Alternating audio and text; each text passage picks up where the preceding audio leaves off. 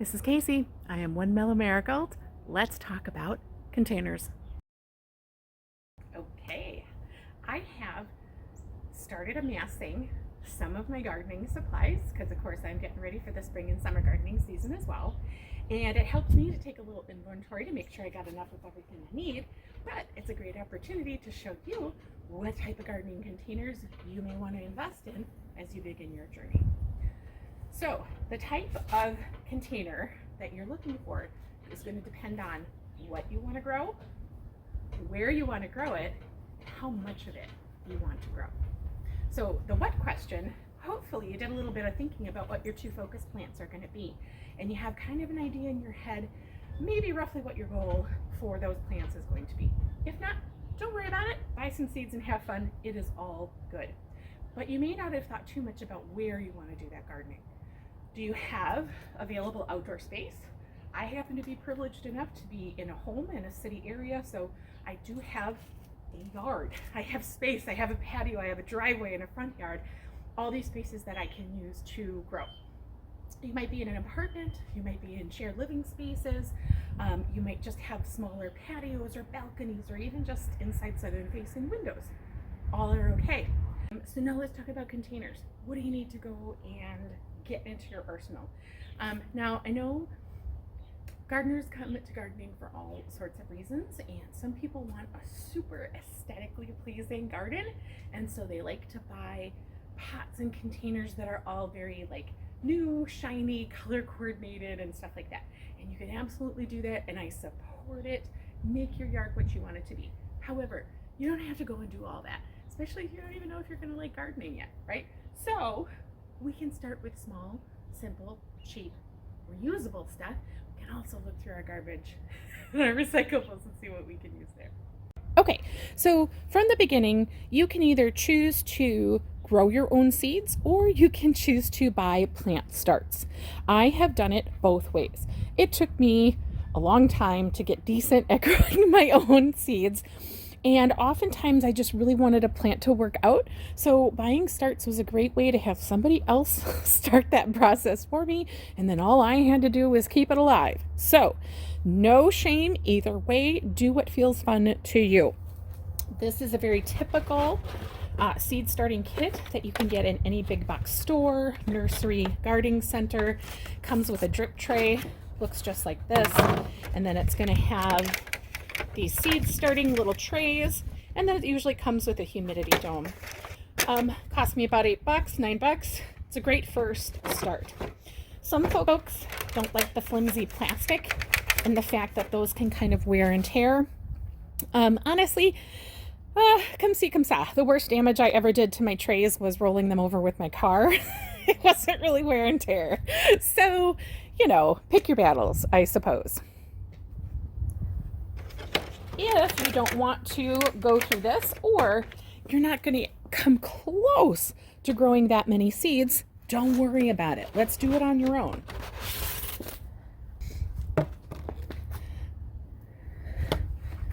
This is a mushroom container. This is a feta cheese container. I have a drip tray and I have a little container for my seeds. If you're someone who's just going to grow a handful of seeds, save some of your recyclables. They're going to work great.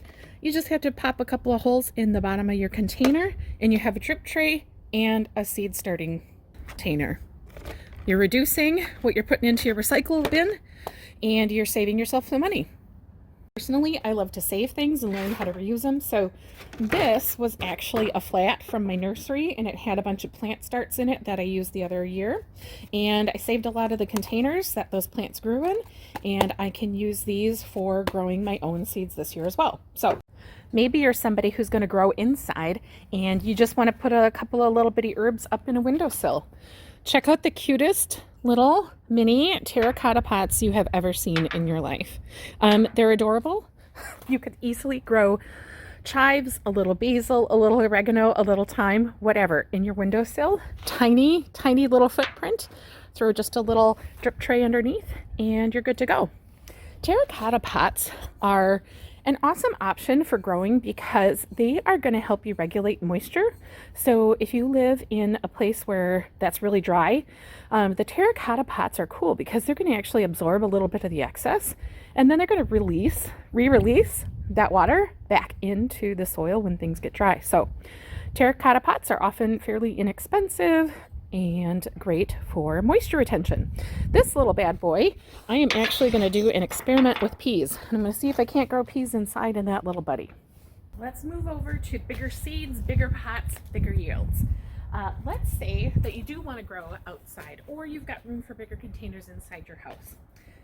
There's a bunch of different varieties that I'm going to show you. These are the most common types of pots that, again, you'll find in most of your big box stores. It's plastic. This is about a 5-gallon. Down here is a 10-gallon. I like them. They are cost effective, but generally sturdy enough to last you several seasons if you take care of them. If you are buying these, don't forget to get the corresponding drip tray. The drip trays are actually really helpful, especially for bottom watering. So, in this pot, I often grow zucchini, and in this one, this is going to be the home for my lemon drop squash. Now, I'm a saver. I am absolutely a saver, and so these two little 3-gallon pots, as you can tell, came from something else. These pots held my blueberry bushes that I purchased last year, and why not fill them with dirt and grow something else? So I grew beans in this one, and I grew banana peppers in this one. Plants don't care what the color is of the container that you're working with. They don't care. Doesn't matter to them, not one bit. You need something to hold the dirt in, and you need holes in the bottom for a little bit of drainage. That's all you need for a good container. So I can assure you that my beans did not care that blueberries were in here first. And I can assure you that my banana peppers did not care because there were blueberries in there. So, my favorite container, however, is absolutely the fabric pot. I probably got 25 to 30 of them in the garage. I use them all the time. They are by far my favorite.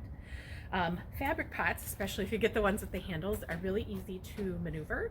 So as you're learning about how the sun comes into your yard and changes over the course of the spring, summer, and fall, you may find that a spot that was super sunny in the beginning of the season all of a sudden has a bunch of shade towards the end of the season.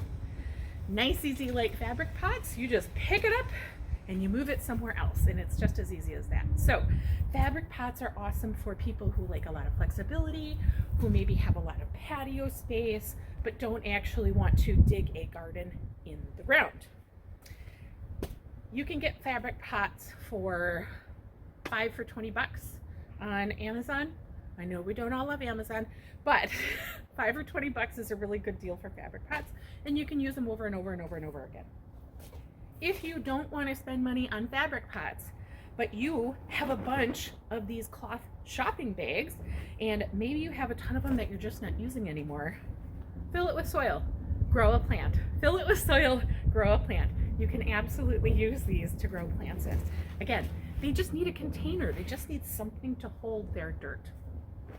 Fabric pots in general let a lot more airflow in, so the more oxygen will get to the roots.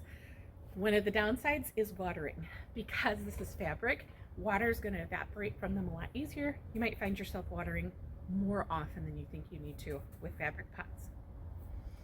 I love stock tanks. I love stock tanks for growing. This is my potato bin.